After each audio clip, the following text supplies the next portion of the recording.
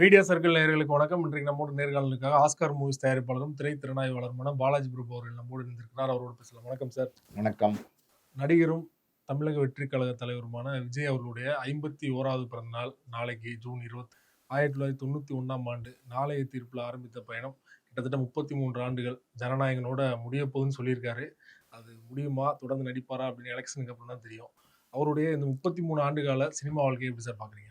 இல்லை அது ஒரு பெரிய டிராவல் தான். அதாவது நாளைய தீர்ப்பில் விஜய் அறிமுகமான போது அவர் காதுபடவே விமர்சனம் பண்ணாங்க. இவரெல்லாம் ஒரு நடிகரா, அதாவது ஒரு தயாரிப்பாளர் இயக்குனரோட பையனா இருக்கிறதுனால இவரெல்லாம் நடிக்க வைக்கிறாங்க, இவரெல்லாம் எங்க தேர போறாரு அப்படிங்கிற மாதிரியான விமர்சனங்கள் அவர் காதுபடவே பேசினாங்க. அதுக்கப்புறம் ரசிகன் படம் வந்தபோது ஒரு பிரபல பத்திரிகை பார்த்தீங்கன்னா தவறான ஒரு விமர்சனம், அதாவது பாடி ஷேமிங் பண்ணி இந்த மூஞ்சியெல்லாம் ஒரு மூஞ்சியா அப்படிங்கிற மாதிரியான ஒரு விமர்சனம் பண்ணாங்க. இது எல்லாம் தாங்கிக்கிட்டு அவர் சர்வே பண்ணார். அதுதான் உண்மை. அடுத்தடுத்த படங்கள் பார்த்தீங்கன்னா தேவா, விஷ்ணுன்னு பல படங்கள் சொல்லிக்கிட்டே போகலாம். எல்லா படங்களுமே பார்த்தீங்கன்னா கமர்ஷியல் ஃபார்முலா. அந்த கமர்ஷியல் ஃபார்முலா படங்களுக்கு வரதுக்கு முக்கியமான காரணமாக இவரோட தந்தை எஸ்.ஏ. சந்திரசேகர் சார் இருந்தார். அவர் தான் ஆரம்பத்தில் கதையெல்லாம் கேட்டார். இப்படி இருக்கணும், இந்த மாதிரி பாட்டு இருக்கணும், எல்லாமே பிளான் பண்ணி டிசைன் பண்ணி கொடுத்தாரு. விஜய் படிப்படியாக ஒவ்வொரு ஸ்டெப்பாக மேலே ஏற்றிட்டு வந்தாருன்னு சொல்லலாம். அப்படி வந்துட்டே இருக்கும்போது பார்த்தீங்கன்னா விஜயோட பூவே உனக்காக அது ஒரு விஜய்க்கு ஒரு பெரிய அடையாளத்தை கொடுத்தது. அதாவது ரசிகன், தேவா, விஷ்ணு இந்த படத்துல எல்லாம் பார்த்தீங்கன்னா பாட்டு பாடிட்டு ஜாலியாக நடிக்கிற மாதிரியே ஒரு கேரக்டர்ல நடிப்பார். அதில் ஃபைட் இருக்கும், டான்ஸ் இருக்கும், ஆனால் ஒரு கமர்ஷியல் படமாக இருக்கும். பூவே உனக்காக வந்ததுக்கப்புறம் பார்த்தீங்கன்னா இவர் நடிப்பார் போலியே, இவர் நடிக்கவும் தெரியும் போலியே அப்படிங்கிற மாதிரியான ஒரு பார்வை விஜய் மேலே விழுந்துச்சு. அடுத்தடுத்து பாசிலாம் பார்த்தீங்கன்னா காதலுக்கு மரியாதை எடுத்தார் விஜய் வச்சு. காதலுக்கு மரியாதை வந்ததுக்கு அப்புறம் பார்த்தீங்கன்னா விஜய்க்கு அதாவது வேற மாதிரியான ரசிகர்கள் கூட்டம் சேர ஆமா, ஃபேமிலி ஆடியன்ஸ் மட்டும் இல்ல, ஒரு லவ்வபிள் பாயா பார்க்க ஆரம்பிச்சிட்டாங்க. அதாவது எப்படி சொல்லு, கரடு முரடான கேரக்டர்ல நடிச்சிட்டு இருந்தவர் நல்ல காதல் கதையில நடிக்கிறாரு, ரொம்ப வேற மாதிரி இருக்காரு அப்படிங்கிற மாதிரி பார்க்க ஆரம்பிச்சிட்டாங்க. அதுக்கப்புறம் விஜய்க்கு வந்த துள்ளாத மனம் துள்ளும் இன்னும் சில படங்கள்லாம் பார்த்தீங்கன்னா பெரிய பேரை கொடுத்துச்சு. அதுக்கப்புறம் விஜய் ஒரு நல்ல நடிகர்னு பார்த்தாங்க. அதுக்கப்புறம் பார்த்தீங்கன்னா திருமலை, திருப்பாச்சி, கில்லி எல்லாம் வந்ததுக்கப்புறம் ஆக்ஷன் ஹீரோவாகவும் விஜயை ஒத்துக்கிட்டாங்க. இந்த இடத்துல விஜயுடைய பங்களிப்பு இந்த சினிமா துறையில் 33 வருஷம் அப்படின்னும் போது பல பெரிய இயக்குநர்களை விஜய் அறிமுகப்படுத்தியிருக்கார். அப்படி பார்த்தீங்கன்னா நம்ம லவ் டுடே படத்தில் பாலசேகரன் ஒரு இயக்குனரை அறிமுகப்படுத்தினாரு. துள்ளாத மனமும் துள்ளும் அந்த படத்தில் எழில அறிமுகப்படுத்தினாரு. திருப்பாச்சியில் நம்ம பேரரசை அறிமுகப்படுத்தினாரு. திருமலையில் ரமணா அறிமுகப்படுத்தினாரு. இன்னும் நிறைய இயக்குநர்களை விஜய் அறிமுகப்படுத்தினார். விஜய் அதை புதுமுக இயக்குநர்களுக்கு அவங்க மேல நம்பிக்கை வச்சு ஆரம்பத்தில் டேட்ஸ் கொடுத்தார். அந்த இயக்குநர்களை எல்லாமே பார்த்தீங்கன்னா பிற்காலத்தில் பெரிய இயக்குநர்களாக வந்தாங்க அப்படி சொல்லலாம். அதுக்கப்புறம் நம்ம அட்லி இருக்கார்ல, அவருக்கெல்லாம் பார்த்தீங்கன்னா விஜய் தான் ஒரு பெரிய வாழ்க்கை கொடுத்தாரு. இன்னைக்கு அட்லி ஒரு நட்சத்திர இயக்குனராக இருக்காருன்னா அதுக்கு முக்கிய காரணம் விஜய் தான். ராஜாராணி எடுத்ததுக்கு அப்புறம் அட்லி மேல நம்பிக்கை வச்சு விஜய் தான் படம் கொடுத்தார். தெரி படம் கொடுத்தார். அந்த படம் மிகப்பெரிய வெற்றி படமா அமைஞ்சிச்சு. அடுத்தடுத்து அட்லிக்கே தொடர்ந்து படங்கள் கொடுத்தார் விஜய். அதாவது மெர்சல் மாதிரியான படங்கள், பிகில் மாதிரியான படங்கள்லாம் கொடுத்து அட்லியை ஒரு ஸ்டார் இயக்குனர் அந்தஸ்துக்கு விஜய் தான் உயர்த்தினாரு. இதே இடத்துல பார்த்தீங்கன்னா மாஸ்டர் படமும் லோகேஷ் கனகராஜ் கொடுத்தாரு. மாஸ்டர் படம் எப்படி சொல்றது, லோகேஷ் கனகராஜுக்கு அவருடைய அடுத்த கேரியர்ல அடுத்த ஸ்டெப்புக்கு போறதுக்கு உதவியா இருந்த படம். இன்னைக்கு பார்த்தீங்கன்னா அமீர் கான் கூட லோகேஷ் கனகராஜ் படத்துல நடிக்கணும்னு ஆசைப்படுற அளவுக்கு ஒரு நட்சத்திர இயக்குனரா லோகேஷ் கனகராஜ் வளர்ந்திருக்காருன்னா அதுக்கும் விஜயோட பெருந்தன்மை தான் காரணம். மாஸ்டர் படத்துல இன்னொரு ஸ்பெஷலான விஷயம் சொல்லலாம். அது எப்படின்னா விஜய் சேதுபதி நிறைய படங்கள்ல நடிச்சு எல்லாமே தோல்வி படங்களா இருந்துச்சு. அந்த நேரத்துல விஜய் சேதுபதியை வில்லனா போய் கேட்கும் போது அவர் ஒரு பெரிய சம்பளம் கேட்டாரு. இன்னும் சொல்லப்போனா அவர் வழக்கமா வாங்குற சம்பளத்தோட ஒரு பெரிய சம்பளம் கேட்டாரு. அந்த சம்பளம் கேட்கிறாருன்னு விஜய்க்கு சொன்ன போது இல்ல பரவாயில்ல கொடுங்க, அவரை நடிக்க வைங்க அப்படின்னு விஜய் தான் அந்த படத்துக்கு விஜய் சேதுபதியை என்கரேஜ் பண்ணி நடிக்க வச்சாரு. அந்த படத்துல விஜய் சேதுபதி வில்லனா நடிச்சதுக்கு அப்புறம் தான் அடுத்தடுத்து தெலுங்குல இன்னும் ஹிந்தி படங்கள்ல பல படங்கள்ல பார்த்தீங்கன்னா வில்லன் கேரக்டர்ல நடிச்சு பெரிய சம்பளம் வாங்க ஆரம்பிச்சிட்டாரு. இன்னொரு முக்கியமான விஷயம் என்னன்னா, அதாவது ஐ எம் வெயிட்டிங் அப்படின்னு துப்பாக்கியில பேசின dialogue, intro block dialogue Vijay Sethupathi Master படத்துல பேசுவார், ஐ எம் வெயிட்டிங்னு. அதெல்லாம் இன்னொரு நடிகர் இன்னொருத்தருக்கு அது ப்ரொமோஷன் தான். கிட்டத்தட்ட பார்த்தீங்கன்னா விஜய் ஒரு சூப்பர் ஸ்டார், அவர் பேசுற டயலாக் விஜய் சேதுபதி பேசுறாரு அதே இன்ட்ரோ பிளாக்ல போது அதுக்கு இவர் ஒத்துக்கணும்ல, அதெல்லாம் ஒத்துக்கிட்டு பண்ணாரு. அந்த மாதிரியான விஷயங்கள்லாம் விஜய் நிறைய பண்ணியிருக்காரு. விஜயை பொறுத்த வரைக்கும் அதாவது வந்து டான்ஸ் அது இன்னைக்கு வரைக்கும் பார்த்தீங்கன்னா பட்டை கிளப்பிடுவார். ஆரம்ப கால படங்கள்ல இருந்து இன்னைக்கு இப்ப இருக்கிற படங்கள் வரைக்கும் டான்ஸ் அப்படின்னா பட்டையை கிளப்பிடுவாரு. விஜயோட படம் அப்படின்னா டான்ஸ் கண்டிப்பா இருக்கும் அப்படின்னு ஆடியன்ஸ்க்கு ஒரு எக்ஸ்பெக்டேஷன். அந்த எக்ஸ்பெக்டேஷன்ல வந்தீங்கன்னா நிச்சயமா ஒரு பெரிய ஒரு ட்ரீட் கொடுப்பாரு. டான்ஸ்ல ஒரு ட்ரீட் கொடுப்பாரு விஜய். அதாவது இந்திய சினிமாலே அப்படி நம்ம சொல்லலாம். அதாவது விஜய் அளவுக்கு பிரமாதமா ஆடக்கூடிய ஒரு நடிகர் கிடையவே கிடையாது. அதுதான் உண்மை. பிரபுதேவாலாம் பார்த்தீங்கன்னா அவர் டான்ஸ் மாஸ்டர். இவர் வந்து பார்த்தீங்கன்னா ஒரு நடிகர். அந்த அளவுக்கு ஸ்டெப்ஸ் எல்லாம் பார்த்தீங்கன்னா ரொம்ப பர்ஃபெக்டா பண்ணுவாரு. ரொம்ப எக்ஸலண்டா பண்ணுவாரு. அந்த மாதிரி ஒரு டான்ஸ் ஸ்பெஷலிஸ்டா விஜய் வந்து ஒரு ஸ்டேஜுக்கு மேல மாறிட்டாரு. ஃபைட்டும் பார்த்தீங்கன்னா ரொம்ப பிரமாதமா பண்ணுவாரு. அவர் எல்லா விதமான ஆக்ஷன் ஃபைட் எல்லாம் பார்த்தீங்கன்னா அடிச்சு தூள் பண்ணுவார். அந்த மாதிரி விஜய் வந்து பண்ண ஆரம்பிச்சிட்டாரு. விஜய் வந்து ஒரு ஸ்டேஜுக்கு மேல கொண்டாட ஆரம்பிச்சிட்டாங்க. அதான் உண்மை. விஜய் வந்து தளபதி, இளைய தளபதி அதெல்லாம் ஒரு பக்கம் இருந்தா கூட அவருடைய ஃபாலோவர்ஸ் பார்த்தீங்களா, விஜய் அண்ணா விஜய் அண்ணான்னு கொண்டாட ஆரம்பிச்சிட்டாங்க. ஒரு நடிகரை வந்து அண்ணங்கிற உரிமையோட ஒரு தொண்டர்கள் கொண்டாடுறாங்க, அவங்களோட ரசிகர்கள் கொண்டாடுறாங்கன்னா அது அந்த கிரெடிட் வந்து விஜய்க்கு மட்டும்தான். அந்த உரிமையோட வந்து விஜய் வந்து பார்க்க ஆரம்பிச்சிட்டாங்க. நம்ம குடும்பத்துல ஒரு நாயகன் அப்படிங்கிற மாதிரி விஜயை பார்க்க ஆரம்பிச்சிட்டாங்க. அதுதான் விஜய்க்கு ஒரு பெரிய பிளஸ் அமைஞ்சிச்சு. இன்னைக்கு கிட்டத்தட்ட பார்த்தீங்கன்னா 33 ஆண்டாச்சு அவர் விஜய் சினிமாக்கு வந்து. நாளைய தீர்ப்பு வந்து 92ல வந்துச்சு. இன்னைக்கு 2025ல இருக்கோம். ஜனநாயகன் அவருடைய கடைசி படம்னு சொல்லிட்டாரு. என்னதான் அவர் சொன்னா கூட அந்த ரசிகர்களுக்கு ஒரு ஏக்கம், இனிமே நம்மளுடைய ஹீரோவை திரையில பார்க்க முடியாதா, அவரோட டான்ஸ் ஃபைட்டு அதிரி புதிரியான டயலாக் டெலிவரி எல்லாம் பார்க்க முடியாதான்னு ஏக்கம் நிச்சயமா இருக்கும். எல்லாரும் என்ன நினைக்கிறாங்கன்னா, ரசிகர்கள் பர்டிகுலரா என்ன நினைக்கிறாங்கன்னா, விஜய் வந்து தொடர்ந்து நடிக்கணும் படங்கள். அரசியலுக்கு வந்துட்டார், தாவேகான்ற ஒரு கட்சியினுடைய தலைவர் ஆயிட்டாரு.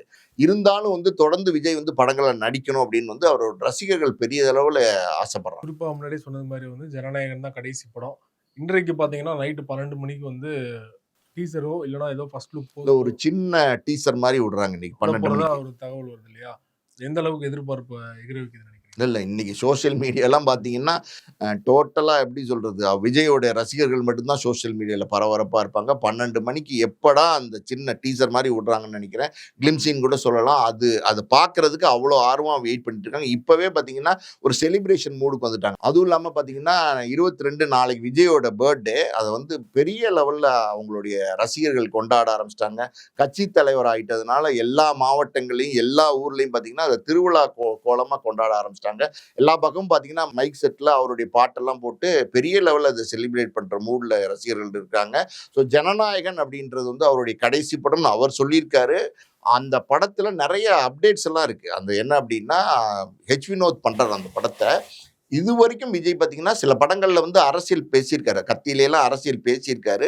ஆனா முழுசா வந்து அரசியல் வந்து பெருசா பேசினது இல்லை. லைட்டா தொட்டுட்டு போயிடுவாரு. ஆனா இந்த படத்துல வந்து கிட்டத்தட்ட இது வந்து ஒரு கமர்ஷியல் படமாவும் இருக்கும், விஜய் படமாவும் இருக்கும். அதே நேரத்துல இதுல வந்து பெரிய லெவல்ல அரசியலும் இருக்கும் அப்படிங்கிறாங்க.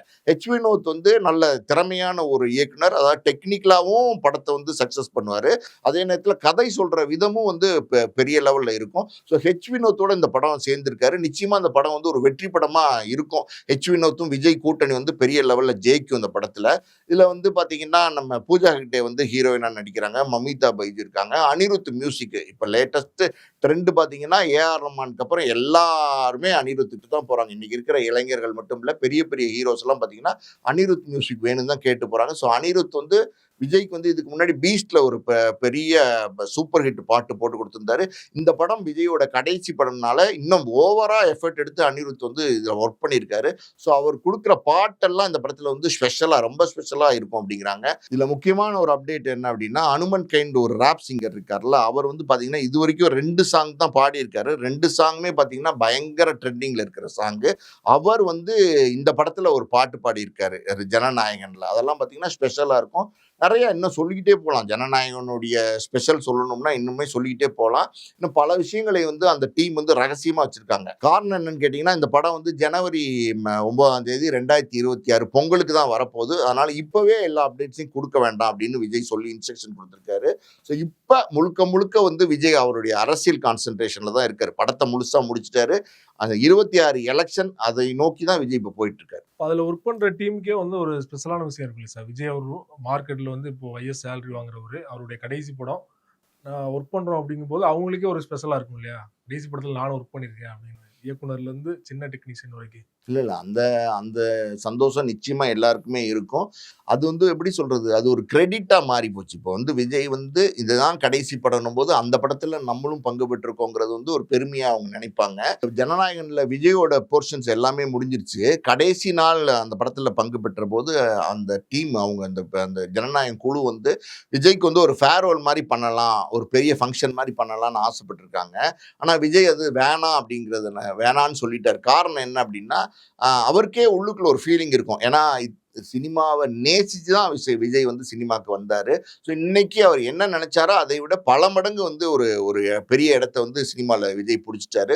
ஸோ கடைசி படம் அப்டின்னும்போது, இந்த ஷூட்டிங் முடிச்சுட்டு நம்ம போறோன்னும்போது, யாரா இருந்தாலும் மனசுக்குள்ள ஒரு வருத்தங்கள் இருக்கும். அதாவது சின்ன இழையோடுற ஒரு வருத்தங்கள் இருக்கும். அது வெளிய வந்துறக்கூடாது அப்டின்னு விஜய் வந்து அத நாசூக்கா தவிர்த்துட்டாரு அப்டிதான் நம்ம சொல்லணும். ஆனா, ஜனநாயகம் டீம் வந்து ஒரு ஸ்பெஷலான ஒரு விஷயம் பண்ணியிருக்காங்க. அது என்ன அப்டின்னா, இதுவரைக்கும் 69 படத்துல நடிச்சிருக்காருல்ல. அதுலருந்து பார்த்தீங்கன்னா, சின்ன சின்ன கிளிப்பிங்ஸ் 69 படத்துலயும் விஜய் ஆடின டான்ஸ் கிளிப்பிங்ஸ் எடுத்து, கடைசியா அந்த படம் முடியும்போது, அது ஒரு தொகுப்பா கிட்டத்தட்ட ஒரு 5 நிமிஷத்துக்கு வெளியிட்டு, அதுக்கப்புறம் விஜய் வந்து, "இதுவரைக்கும் எனக்கு நீங்க குடுத்த சப்போர்ட்டுக்கு நன்றி. நான் வந்து உங்களுடன் பிரியா விடைபெறுகிறேன்" அப்படின்னு சொல்ற மாரி ஒரு சின்ன காட்சி ஒண்ணு அதுல வச்சிருக்காங்க கடைசியா அப்படின்னு சொல்றாங்க. ஸோ அது எல்லாம் இருந்துச்சுன்னா, ஆடியன்ஸ் எல்லாம் ரொம்ப எப்படி சொல்றது? எமோஷனல் ஆயிருவாங்க. ஜனநாயகன் படத்தை பொறுத்த வரைக்கும் இது வந்து மிகப்பெரிய வெற்றி படமா மாறும். காரணம் என்னன்னா, படமும் நல்ல படமா இருக்கு.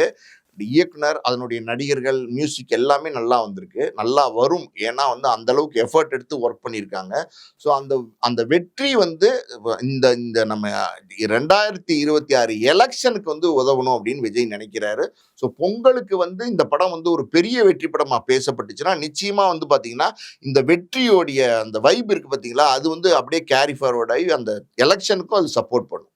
அததான் விஜயும் எதிர்பார்க்கிறாரு. குறிப்பா விஜய் அவர்கள் படம்னாலே வந்து பெரிய படங்கள்லாம் எதுவும் வராது கூட.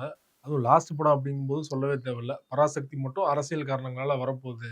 ஆனா படம் இன்னும் ஷூட்டிங்கே முடியாதனால அது வருமா? வராதா? அப்படின்னு அஃபிஷியலா இதுவரைக்கும் எந்த தகவலும் இல்ல இல்லையா? கிட்டத்தட்ட 1 வாரத்துலேருந்து 10 நாள் லீவு. எவ்வளோ பெரிய கலெக்ஷன் எடுக்கும்னு நெனைக்கிறீங்க? இதுவரைக்கும் வந்த ஹையஸ்ட் கலெக்ஷன் பீட் பண்ணிரும்னு நெனைக்கிறீங்களா? இன்னைக்கு தமிழ் சினிமால பார்த்தீங்கன்னா, நம்பர் 1 ஸ்டாரா வந்து விஜய் தான் இருக்காரு. அதிகபட்ச சம்பளம் வாங்கக்கூடிய நடிகரா விஜய் இருக்காரு. விஜய் படங்கள் பார்த்தீங்கன்னா, இன்னைக்கு வந்து ரெக்கார்ட் பிரேக் பண்ற வியாபாரம் நடக்குது. இன்னைக்கு அவரோட படம் ரிலீஸ் ஆனா, அது வந்து எப்படி சொல்றது? தியேட்டர்லாம் பார்த்தீங்கன்னா, அதிரி புதிரியான கூட்டம் வந்து ஃபுல் அதாவது அதாவது 1 வாரம் 10 நாளைக்கு டிக்கெட்டே இல்ல அப்படிங்கிற அளவுக்கு வந்து கொண்டாடுறாங்க ஆடியன்ஸ். அதுவும் இல்லாம இந்த படம் பார்த்தீங்கன்னா, பொங்கலுக்கு வருது. பொங்கலுக்கு வரதுனால கிட்டத்தட்ட சாலிடா ஒரு 10 நாள் ஹாலிடே டைமா போச்சு. ஸோ இதெல்லாம் வந்து வேற ஒரு மாதிரியான கலெக்ஷனை நிச்சயமா அந்த படம் தரும். விஜயுடைய ஒரு சுமாரான படமே பார்த்தீங்கன்னா, பெரிய ரெக்கார்ட் பிரேக் கலெக்ஷனை கொடுக்கும். ஸோ ஜனநாயகனை பொறுத்த வரைக்கும் இந்த எக்ஸ்பெக்டேஷன் இருக்கு பார்த்தீங்களா, அது வந்து வேற மாதிரியான ஒரு கலெக்ஷனை கொடுக்கும். இதுவரைக்கும் எந்த படமே 1000 கோடி அடிக்கலைன்னு நம்ம இயக்கத்துல இருக்கோம் இல்லையா, அதை கூட 1000 கோடியை தாண்டறதுக்கான படமா கூட இந்த படம் இருக்கும். ரொம்ப நன்றி சார். விஜய் தொடர்பாகவும், ஜனநாயகம் தொடர்பாகவும் பல்வேறு விஷயங்கள் என்னோட பகிர்ந்து கொண்டீங்க. மிக்க நன்றி. நன்றி.